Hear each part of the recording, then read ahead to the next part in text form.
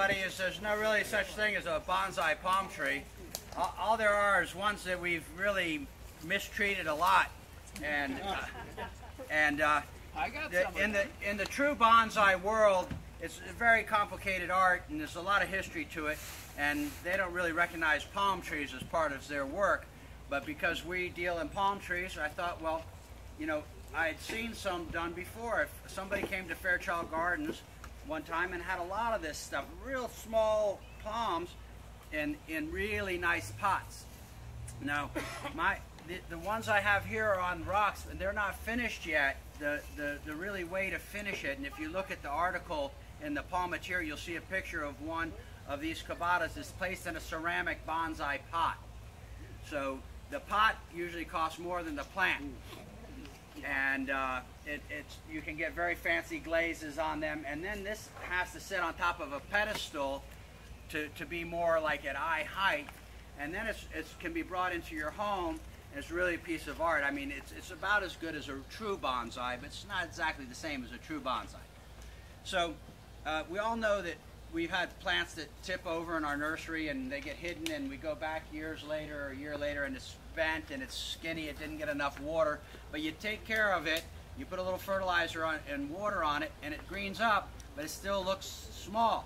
And that was giving me the idea, of course I get a lot of those, that was giving me the idea that, you know, maybe we could make that into sort of a bonsai. So this guy that I'm showing you here came out of a 3-gallon pot about the same time his brothers and sisters were getting planted. His brothers and sisters are 20 feet tall. So you can see that I didn't allow this one to grow. And we took it out of the pot, and I'm going to show you now with this one that Lucinda gave to me. It's just a Syagris coronata. We took it out of the pot and attach it to a rock, so when you find your victim, you know, you can use a much older palm tree that's in a small pot. You may have to get in there and chop at the ball so you can get it to set down on top of the rock to be flat. You can use a mature palm tree that was growing in really poor conditions, and that's how some bonsais are done. They go out and dig them up in the woods, and they were real gnarly looking, and then they attach them to the pot and make it go. So you can start with a young one or an old one. And then some of the soil that's coming out, I'm just going to dump it right on top of the rock, and you can grab some more soil out of your farm or whatever. But you do need to build up some soil on top of the rock or some soil in the pot. And then I'm going to just, you know how we do when we're going to plant some plants, we just pull them apart. Well, I'm going to really abuse this palm. And this is part of sort of the root pruning process anyway, because you want to abuse them. So and then you got to water them so they'll stay alive. So I've got it open now. And I'm pretty sure I can lay this flat on top of the rock, and you know, even if it's like bent like this, I'm not too worried about it, because like on this plant you can see this big curve in here.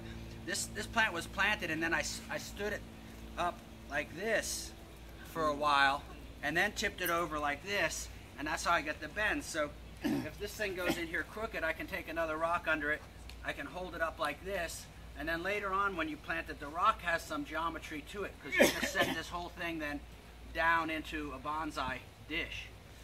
So it's real simple. I just use a twine that's going to decompose. Now you could use wire, but you got to go back and remove the wire. I want to do something that's real quick and easy. Remember from Boy Scouts, left over right, right over left. Tie a square knot on top of it and kind of, you know, just make sure it stays tight on the rock. Or, you know, if you're not using a rock, if you're placing this right into a pot, a shallow pot, you would tie it down into the pot too, otherwise it's going to fall over. I mean, there's really no way to stake it up or to keep it from falling over. So, I mean, basically, if I'm trying to get in production at my farm, I've got, you know, 20 of these Syagrises that you know, the guys are going to pull them apart and put them on rocks, and I want to get done with it pretty quick. At home, you might take some more time. Now, this stuff here, you're probably not going to find. This is stretch plastic, like they wrap around a bunch of boxes on a pallet.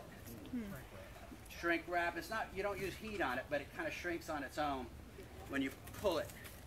And but you could use like saran wrap. It's better if you use something sunlight can't get through to wrap this all up. And so Well, I'm going to just set it like this, and yeah, pull some out. Rob knows that you need 2 people to handle the plastic.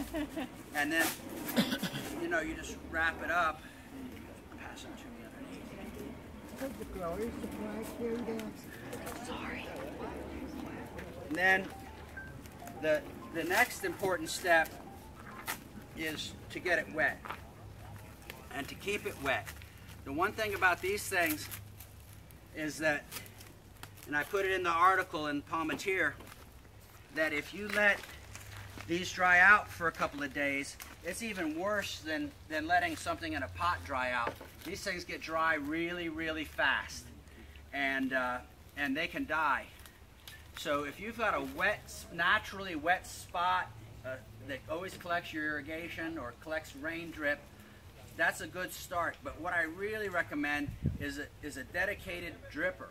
Now you can do this from a faucet, your regular garden hose or whatever, and there's an attachment for $10 or $20, a timer. And then even if you don't have drip irrigation, all you need is a hose attached to that timer and set that sucker right inside here, inside the plastic, and then it's going to come on every day for sure. When you're on vacation, you don't need to worry about it when you come back home, because you're going to keep it like this for 2 years. Yeah. Now, when you set this thing down, these roots are going to go around this rock, and it's going to try to grow in the ground. It'll go right through this plastic. So every 3 months, you're going to come by, and when you look at it, see how it's doing? Pick it up and turn it. And you come by in 3 months, and turn it again. And this is one of the principles of growing anything in a pot. If you're going to go long term, you want to turn them, you want to move them. So, and that naturally root prunes the roots that are going to come out the bottom of this thing. And then if you buy this today at auction here, when you take it home, like I said, you can set this up on an angle, any angle you want. You can even put it this far over. After a year or 2, this thing's going to reach for the sun. It's going to get a curve in it, bend in it. So you can see now I've done with a clumping palm, sometimes the new sprouts come out a little bit funny. They're at a different angle than Mommy was, because Mommy was a different age when I rotated the rock. And you could probably rotate more and more and more. So now I'm almost at the end. There's how you start it. This is after 2 or 3 years. And now I sent one to Lucinda, and you can see the picture of it too in the article. And what's going to happen now, I just took the plastic off of this, and you can see some of the roots that were inside the plastic are wrapped around, but it's going to hurt the tree again to expose it like this. So it wants to stay really wet, and then some of these roots are going to die. It's sort of a root pruning process. Sets it back a little bit, but now you can set it, after you kind of clean it up, get some of the rock to show, some of the roots to show, set it into a good palm growing medium, sandy soil, in that very expensive, I would recommend that, I would say that from what I said, about $200 for the right pot for this plant. And then a time-release fertilizer or liquid fertilizer. Pretty easy to go after it that way. And if it, I mean, it really can't grow out of that pot, so it really has nowhere to go, and it's going to become root bound. After 2 or 3 years in that pot, too, you're going to have to wash it. You've all heard about that before, washing out the soluble salts. Just take that thing out of the bonsai pot, put it out there, and get a hose and just run the hose all over it and knock all the, even if the soil comes off of it, that's okay. It's a little bit more pruning for the roots that way, that damage that you're going to do to it. Then when you set it back in, you have to add more of that sandy soil over time to build up the soil again. When you take it out, like bonsais, you prune the roots, you keep a ratio of roots to leaves. It's a little, I'm pretty sure with monocots, we don't have to go through quite so much of the pruning of the roots.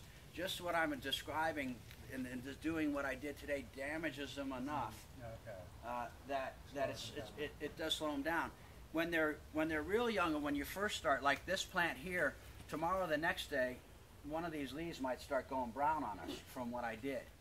And just okay, keep it wet. You know, it's like 2 years now before this thing is firmly attached like this. And this one still, I see a little wiggle to it. They're not perfect, but 2 years, and then oh, I was going to tell you that at first you may see that damage and all.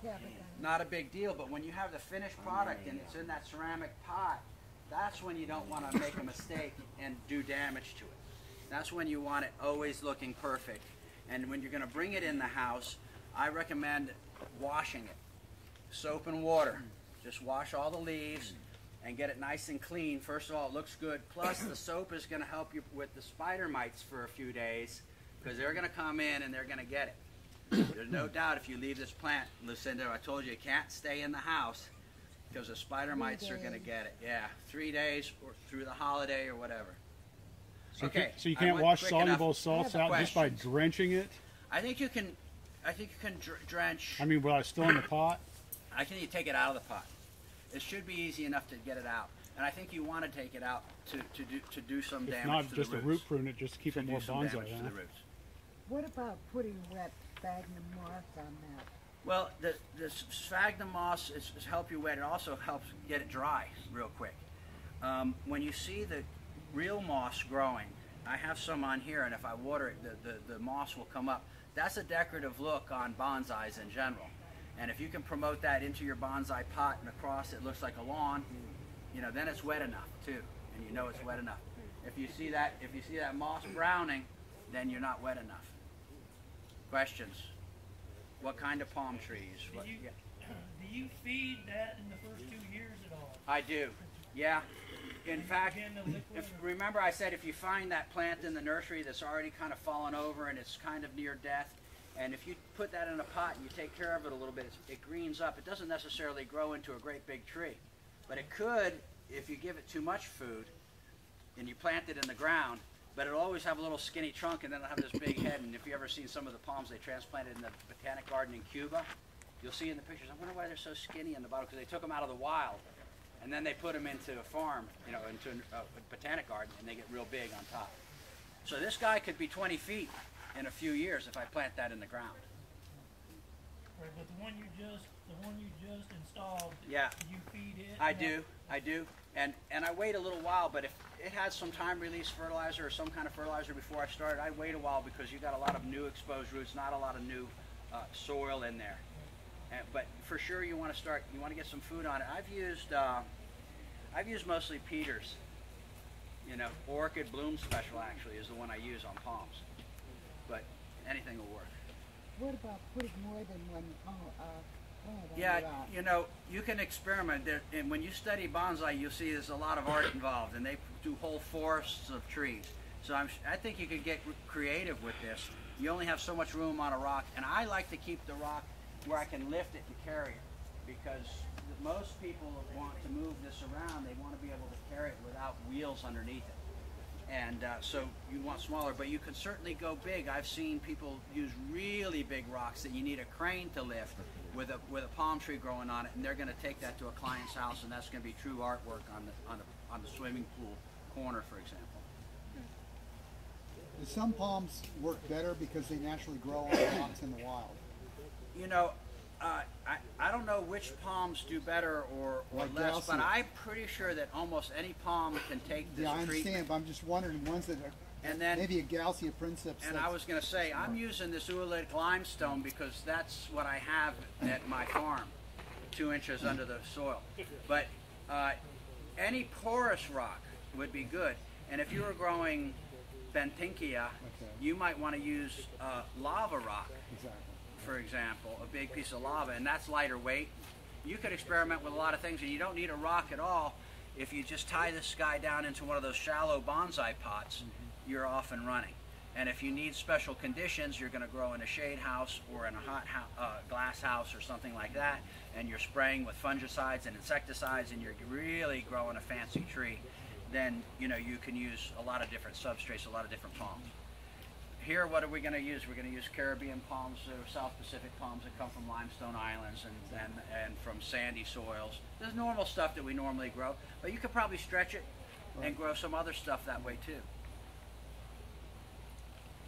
Other questions? Anyway, I was glad I could keep it short and sweet. Thanks.